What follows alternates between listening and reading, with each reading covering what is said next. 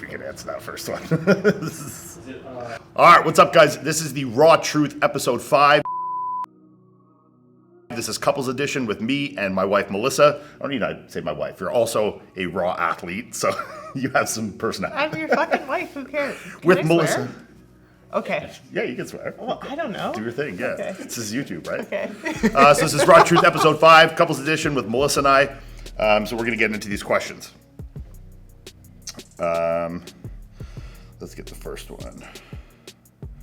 Well, who cooks the meals? I guess this is usually, during prep, 75% you, but I go to bed much later than Melissa, so after she goes to bed, I'm stuck cooking my own food, but... I only cook when it's convenient for me. I don't, go out of my way to have my meals prepared. No, if I'm in the kitchen and he's eating, I'll cook for him, but I'm not, his keeper. No. In off-season, I would say I do more of my meals, but during prep, you definitely will... Well, yes. Once you're like a dead zombie on the couch, I'm going to help a bit more. Yeah. Who has a bigger chest, you or Melissa? Oh my God. I think Melissa still takes the cake on this one. Really? Yeah, I think if we took my pec out and weighed it. Yours is so spread out though. That's yeah, but I don't think the total volume. You have 700cc boobs. I don't think my pecs are that big. Yeah. I wish they were, but I don't think they are. Maybe Akeem Williams, we but can not arrange. Is Melissa jealous over you having a fatter ass than her? No. No? I feel like it's very trendy right now to have a big ass, but I don't really want a big ass, to be honest. I like my body. I got a big ass. I tried to downsize my ass this season by doing no hip hinging movements, so no deadlifts, no RDLs between last year's Olympia and Vancouver Pro this year, and it did absolutely nothing. No, it's smaller. Oh my God, in Texas, I was backstage and yeah, but I was smaller in Texas. I was bigger here, and I think my glutes were the same size. So they didn't progress, but they didn't regress. Well, perfect. Mission accomplished. Sure, I guess that's mission accomplished. Do you guys talk to each other while doing the gym work or after the gym work? I'm not sure if I understand that question. Yes, we talk while we train. Especially recently, we trained together. It'd be kind of weird if we just never said a word to each other and then just talked after before. All I'm picturing is a man that's we go into the gym, you do not speak to me. Can you imagine? Only speak when spoken to, woman. Oh my God, it's not that serious, guys. Yes, we talk while we train. Oh, this is a good, you can take this one. Any advice on long distance relationships? We have to wait for 3 years to be together. That's a long ass time, homie. I can't. I'd be out. This is my empathetic husband. 3 years? No, look, I understand. Now, if we're married and we've been together for a decade, if 3 years, okay. But if this is new. I also can't really give advice because I feel like I've honestly never done long distance. I think the big thing here is, one, communication, 2, making an effort to have as much interaction as possible, doing Skype dates or, things like that. And also keeping some kind of, what's the word? Sexual excitement to it, if you're just hey, how was your day? Blah, blah, blah, good, you, okay, talk to you tomorrow. That's going to get old real quick. You got to do it as if it's real life. You got to have some sexual moments. You got to talk about your stuff. You just got to keep it like it's real life. But let's assume that you can still visit each other within these 3 years, right? I don't know. They don't specify there. Yeah, I would just if it's really what you want, prioritize it in any way that you want. And Iain obviously first is going to go to sexual Skype sessions.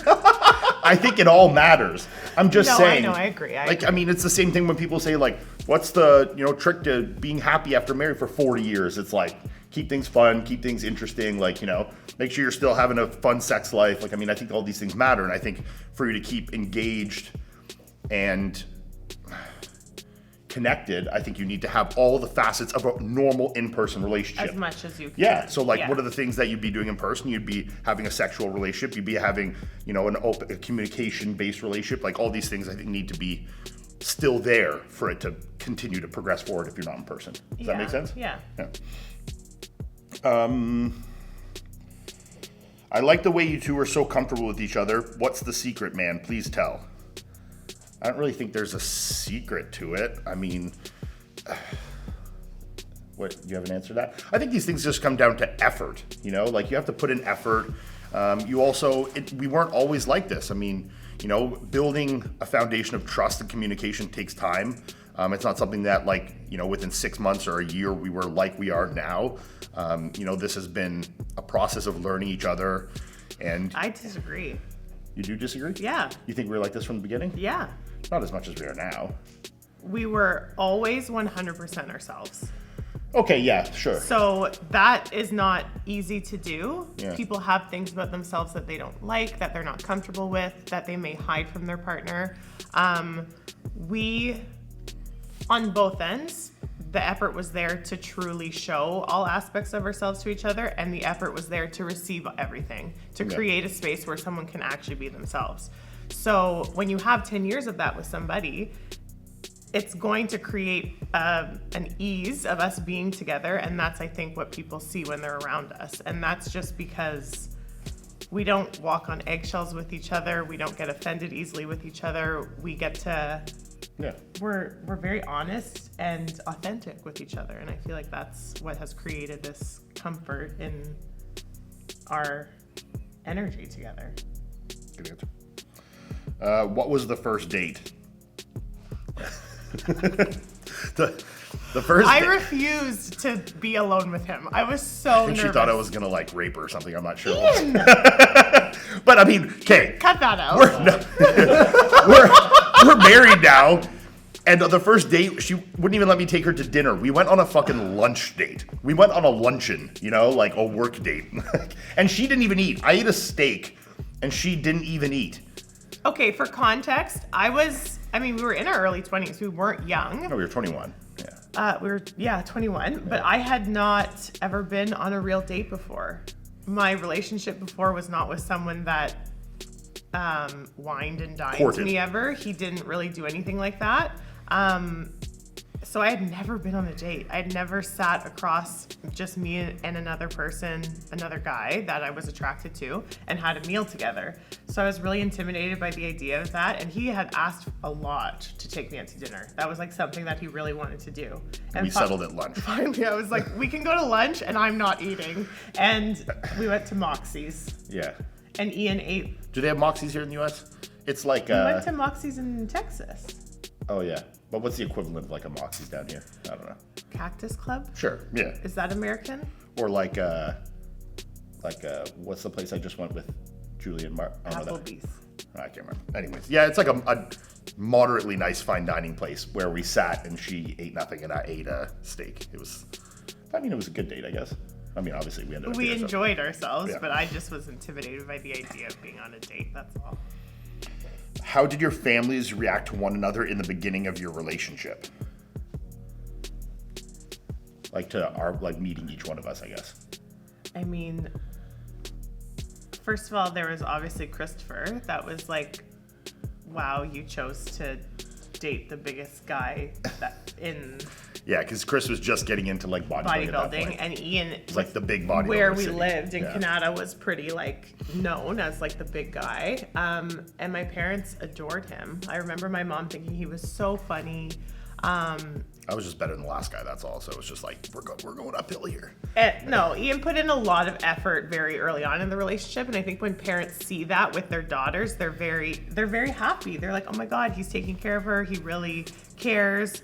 And Ian also has this amazing gift of being himself, no matter where he is or who he's around. And I think my parents really appreciated that, and they loved him immediately.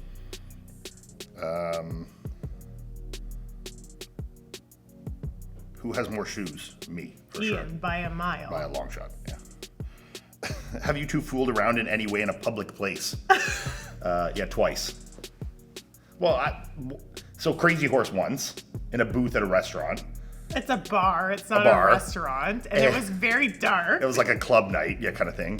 And then once in the back of my Suburban, but we weren't really in public. We were in a golf course parking lot. Yeah. So that doesn't count as public. Oh, no, and in a taxi. Yeah. Yeah. The taxi was probably the worst. Melissa was drunk and tried to get me to have sex with her in the back of a taxi, and the guy was enjoying it way too much. He was like I was sitting in, and she was Sorry, straddling Mom. me. Sorry, Dad. I don't want to say this. She was straddling me, and I swear I was directly lined up with the rearview mirror, and this guy was staring me in the eyes. And he I was making eye contact with him, and it was like way too much. And I couldn't like break the contact. But I remember him being like, "Oh yeah, good job, Yeah, keep him. going." Yeah, he's like, "Oh, it's okay, go for it." I'm like, I don't know, man. It was only, yeah, it was a little awkward that, man.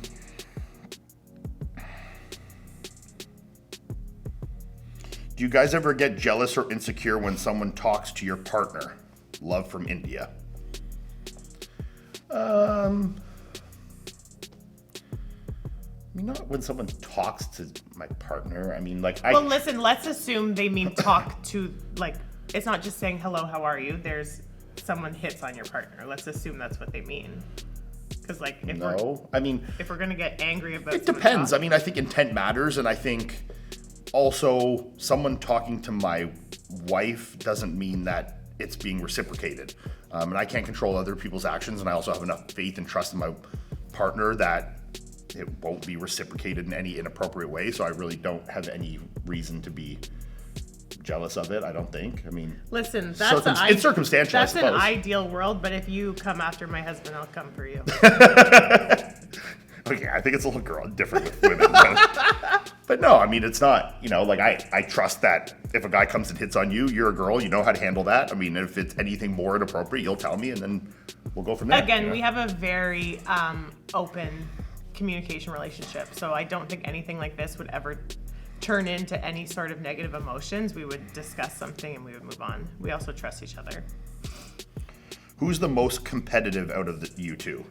Oh my God, we're both toxically competitive. Yeah, probably me, but we're both pretty competitive. We're both really bad, especially when it comes to like board games and like trivia and shit. It's not good. This person has said this like 30 times. If you were to have a daughter, would you consider naming her Lillian?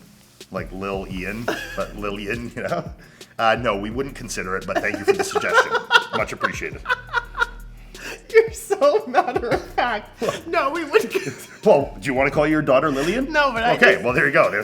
We won't consider it. Thank you. Oh, you're so... How was your relationship when you first moved in together? Is that the condo, I guess? We moved in together after a day of knowing each other. Well, no, because I lived on my own, and you still lived with your parents. So you kind of like started living with me, but you didn't move in with me until the condo, really. I mean, really until Aquilo. Yeah, no, I had a really hard time moving all my stuff into his house. I always was like, I'm just going to keep my like room at my parents' house and stay with you when I want to and blah, blah, blah. But I don't think there was a huge shift in our relationship when we actually like bought the house and started living together. No, because it was a pretty gradual, like it was like you'd sleep there, a couple nights a week, and then like you'd have some stuff over there, and then eventually it was just like a gradual process over about 18 months. We also just like met each other halfway. Like Ian wasn't necessarily like the cleanest person, and I am very clean, and he just started good now picking up after himself. Yeah. When you work out together, do you have Melissa do everything the same way? Yes and no. I mean, it depends. I mean, I don't have her do anything. I mean, she can do whatever she likes. I'm not like, do this. That's a good question. But for instance, I mean, she doesn't train arms and she doesn't train chest. So obviously on days where I'm training those, she's doing something different. She'll train like hamstrings and glutes more often or shoulders more often than I will. But she doesn't train chest or arms. So there's obviously a difference there. But if we're training together and we're choosing to do a workout together, generally we'll do all the same stuff. It might be that we're at different places in like the competitive season. So maybe I'm doing more intensifiers or less intensifiers or different rep and set schemes than she is. But we'll do the same exercises and do the same foundation of stuff always if we're training together, right? Yeah, we're doing the same exercises. We're doing usually 2 working sets until failure. And sometimes there will be more intensifiers, especially as Ian's getting close to a show and he is reducing volume a little bit. So he's not doing intensifiers, he's not doing drop sets, clusters, rest pauses, but I'll just keep those in. But everything, if we're training together, it's going to be the same methods and the same movements. When are the 3 of you, so us and Chris, getting on stage together again? Hopefully next Olympia. That's a question for you. Yeah, hopefully next Olympia. 2023. So what's your next competitive plans? Oh, I don't know. I'm sure a lot of people want to know that. I don't know. Something next spring, next fall, next summer? No. Year? Early next year. So hopefully, I don't know. I don't think the schedule is even out yet for 2023. But No, I don't think probably, I'm going to say like May or June of next year, like New York or Toronto. I don't even know where we're going to be living, so something around there. Who are your celebrity crushes? Melissa's and Ian's obsessed with Dua Lipa. got a Like big I crush can't, on I Dua need to Lipa, stop hearing about it because Yeah. he's obsessed with her. Yeah, I got the hots for Dua Lipa. I'm not a huge fan of her music, but she looks great. You? And you like her voice. Yeah, she's got a very like sexy, sultry kind of like, I like it. It's good. I don't have one. Yeah, you do. You know who she finds attractive, and that's so weird, is Adam Driver. You know, the guy who acts, what's his name in Star Wars? I don't know, his but name he's hot as fuck in Star Wars. He's a bad guy. What's his name in Star Wars? Kylo Oh, Ren. yes. Thank you. Yeah. I really like him a lot. Yeah, I can see it in some movies, but he's certainly not an attractive guy. I mean, by traditional standards. But yeah, good on you, I guess. That's hot. Yeah, sure is. Who do the dogs like more, Melissa or Ian? I think they like Ian more, but I think they They respect me Melissa more. Yeah, they like me more because I give them more attention. I am a more stationary person. Is that the right word? I thought you were going to say affectionate, and then you I say sit on the couch stationary. more and cuddle with the dogs a lot more, give them a lot more attention, and I'm around typically more, like I stay up later, so I'm spending more time with them. But Melissa is the disciplinarian, and I think they want to get respect. No, they I'm want just to, more like, consistent. I feed them Yeah. consistently. I take them out consistently. I tell them they're bad. yeah, you discipline them more consistently. consistently than I do, so they kind of like look to you for, what's the word? Like for approval. More You know than they those do like me. videos where people stand on either side and they call the dogs? They would go to her. They would come to me For sure. 100% Yeah, of the time. 100%. I mean, depends on. No, they would. Listen, if you had a steak, maybe they'd go to you, but they're coming to me. I think Doug. No. We're gonna do it. B for sure would go to you. They all would. Yeah, you're probably right. The amount of questions you get in such a short period of time I know. is like insane to me. Do you both think there are gender roles? Oh, I don't want to talk about it.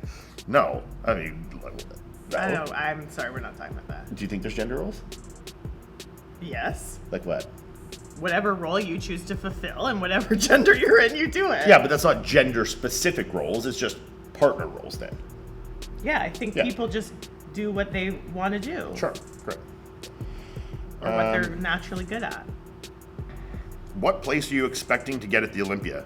Well, I'm not expecting to get any place. I don't have I don't think I like deserve or expect a placing in any sense. I think I'll be better than last year, and I'll be better than my last showing. And I think I'm better than last time. I don't know. I mean, I have goals. I don't expect them, but I have a goal. My goal is to be in the top 6, to be in the first call out. And I think that's very realistic for me, considering how I've done the last couple of years and how my physique has been improving. But I also don't control judging. I don't control how anybody else looks. I could be higher, I could be lower. I mean, you just show up your best on the day, and the chips fall where they may, right? I mean, that's really all it is. For me, I mean, it's all just about being better than I was last time. If my physique is better than was in Vancouver, and Vancouver is better than the last Olympia, I'm doing everything right in my mind. Look, obviously we get affected in the, acute sense of a placing, but it's not what matters to me or defines me as my success as a bodybuilder. I think the continued progression matters a lot more than say I look terrible and win a show, or if I look amazing and don't win a show. I would feel a lot more, what's the word, like happiness, gratitude, whatever it is, Yeah, I think by looking my best and placing worse than placing high and looking bad. Yeah, progression is one thing, but consistency is another. And I think when you do shows like the Olympia where the lineup is changing every year, the level of competition it's different. You don't know. You can't really define progression based on like moving up the ranks. That's not how it works. No, to be honest. Olympias are always different. I mean, this year's Olympia is going to be vastly different than last year's, and last year's was different than the year before. This year is going to have upwards of 30 guys. I mean, where last year had like 17, 18. So, I mean, there's going to be a lot more guys. So there's a lot more depth to the lineup. Does that mean that there's necessarily more threats in the top 5s, top 6? No, but you get a lot more guys, a lot more physiques, a lot more people for the judges to look at. So, you know, it obviously gets more difficult, but I'm confident in the improvements I've made. So, you know, I'm excited. Yeah. Be a good Olympia. Yeah. Name one thing that the other does that annoys you. Want to go first? Do you have one?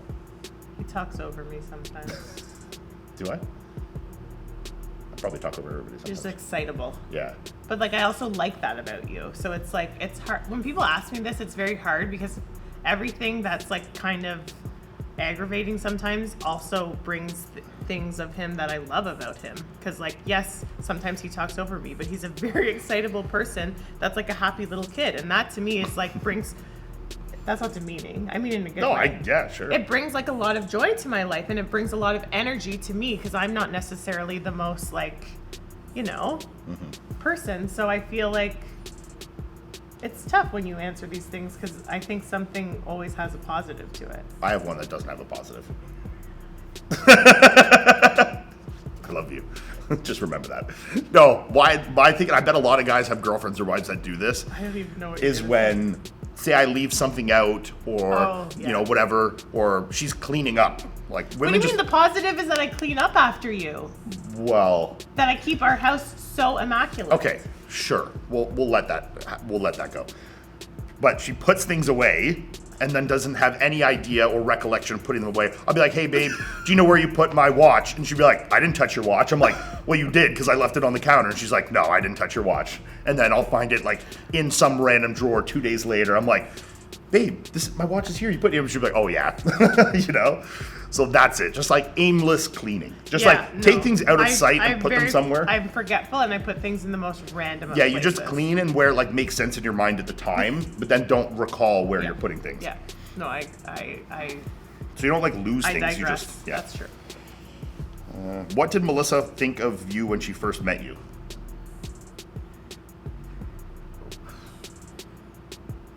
I mean, when I first met him, I thought he was a very, I don't know what the word is. Well, I have a second question to tie into that as well. Okay. And when you met me, did you think big dudes were hot or were you more attracted to his personality? Okay, so 2 separate questions. I was trying to answer the first one and I was thinking like the first time I saw him versus the first time I met him is very different. The first time I saw him, I just thought, why would anyone ever want to be that big? It's not attractive. True. And then, muscles don't get you girls, guys. And then I think I met him probably, oh my God, 3 weeks, maybe a month later. And then I kind of just was overwhelmed by his like presence. It was very confident and assured. And I feel like he took a lot of initiative without being like too in your face. So I was really drawn to him immediately. And I don't know, I just remember being like, we didn't really talk that much.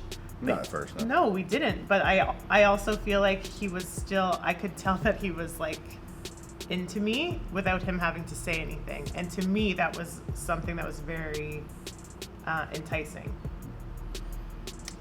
Who became a pro first? You. I did. I became a pro in July of 2014, and you became a pro in July or August of 2015. Yeah. Then Chris was August of 2016. Yeah. So we were kind of all exactly 1 year apart. Mm-hmm. Yeah. Do you ever get scared watching Iain do a really heavy lift? No. No? No. Why not? Because you have very good form and you're very controlled. You're never worried I'm going to get hurt? No, I don't think I've ever felt that, to be honest. Are you both on the same page with the snowbird kind of lifestyle? Well, we're not really technically snowbirds, considering we've lived here for now 2 summers and 1 winter. So technically we've lived here more summers than winters. So I don't know if that constitutes as a snowbird. Okay, are we on the same page of how and where we want to geographically live our lives for the next little bit? I don't think we're ever not really on the same page with those kind of things. We don't have a page right now, We just though. kind of like go with the flow. Yeah. Yeah. I think we're still trying to figure out what our like. Yeah, I mean, when we came to the U.S., it was very convenient during. Am I allowed to say the C word? the COVID word. You're gonna get canceled. We're gonna get this channel shut up. When all that was going on, being in Florida was much more enticing and conducive for being a professional bodybuilder. And we just kind of stayed. I mean, we enjoyed our lifestyle here. Obviously we miss home, and we will be going back soon. But there was a lot of benefits. There is a lot of benefits to being here. And yeah, obviously you don't want to spend overly hot Florida winter does beat a overly cold and snowy Canadian. No. Florida winter is not overly hot. Don't listen to it. It's still too hot. No, it's gorgeous. Still like 90s and hot. It's terrible. In the winter, you think it's 90s. I mean, what's it? It's like 80, 90 here in the winter, no? Am I crazy? It's like 64. Really? Yeah. I thought it was hot as balls all winter. No, I was wearing a hoodie. Shit, I wasn't. So that's us being on the same page.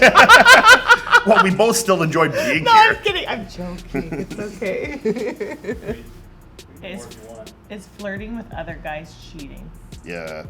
Oh my God. It's a man asking if me flirting with other guys is cheating.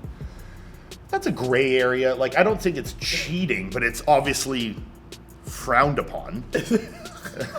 Like, look, I'm not going to be like, if some guy like hits on her and she's just like a little flirty back, I'm not going to be like, you cheated on me, this is over. But it's obviously like disrespectful and something that we don't condone. This is my mindset as the wife. And I would say that my personality is quite flirtatious with men and with women. That's just who I am. I like people, I like connections, and I like making other people feel good. Sometimes it can be construed as flirting, which I guess flirting is actually quite innocent in my mind. I'm not hitting on someone. I'm not trying to get with them. I can tell if someone knows my relationship status and if someone respects my relationship status. And if I know they do, then I will probably let myself be a bit more flirty with them. If there's a man specifically that I can tell that's not necessarily very respectful or has like weird vibes, I will absolutely give them none of that energy of mine. And that's just how it is. This is a question for you too. Best way to explain to my wife how to be supportive through the journey. She is supportive, but she has never competed, so prep can be difficult to understand. That's really honestly hard for me to answer because the reason I did my first show was solely to understand why my boyfriend at the time became such a monster when he was prepping. I also, the older we get and the more preps Iain has done being in a relationship with me and married to me, I can tell that he now understands and puts an effort to communicate his feelings and to care about my feelings throughout his preps. At the beginning, it wasn't so much the case. It's something we had to learn to do together. So I would just say communicate with your wife, your girlfriend, whoever, as much as you can what you're going through. And don't get annoyed if you have to reassure her that even though you're a bit emotionally vacant because you're so focused or you're tired or you're depleted, whatever, that you still care about her and you still love her. I don't think being close to a show is an excuse to completely disregard your partner's feelings and their needs. That's almost like 35% of your time with your partner that you're now being a shitty partner. So communicate, try, and both people need to have a bit maybe more understanding. Just like if she maybe has a really stressful week at work or a stressful quarter at work and things are going to be a bit tense and she's not going to be as loving and emotionally receptive as you're used to her being, that you just need to ride it out together because you're a team and you're in a partnership. Okay, last one. And this is kind of two questions from two different people that both kind of work together. Do you guys prefer sleeping in and chilling or going out? I think we're kind of like mixed. Oh, like at night? Yeah, well, I don't know. But let's say, do you prefer just relax at home or go out? I like to go have dinners. But not stay out late. I don't like to stay out late. I don't like to go to loud places that I can't speak. I like to go out to dinner with people that we have good conversation with. So yes, I like to go out sometimes, but If it's just Iain and I probably no, we like going out, just the two of us too, and having like a nice dinner out. And onto that of sleeping, are you ever afraid he's going to roll onto you at night and suffocate? You'll suffocate, and he's asleep and he'll suffocate you. No. No? I think you get more injuries when I'm sleeping. I think I like poke you in the face. She elbows me and stuff. She'll like go like roll over and just like smoke me in the head. I'm like, oh shit. He's like, oh sorry, did I hit you? Like, yes. Iain actually is a very light sleeper. So if I move or if he moves, I know immediately he's awake. That's just how it is, which probably is a problem. And you're a very hard deep sleeper. And I'm a deep sleeper, so. Yeah, like I can come into the room, turn the lights on, like watch a movie on the TV, and she's out. There's also been like, not to be crude, but he's lied on top of me plenty of times before. You're accustomed to it now. Yeah. I'm not a small girl either, you know? I'm sure if it was someone like Courtney's size, you might crush her. I don't know. But We'll have to ask Courtney if Chris crushes her. You're a bit bigger than Christopher. I mean, yeah, 20, 30 pounds isn't like... It's a lot. Is it the defining factor, It's a lot, maybe? babe. Yeah. I don't know. Anyways, that's it for today, guys. I hope you guys enjoyed that episode of The Raw Truth, episode number 5. Couples Q&A with Melissa and I, and we'll check you next time, guys. 5. Did I do 5? 5. 4, 5. Did I do this? Raw Truth, episode 5. We'll catch you next time, guys.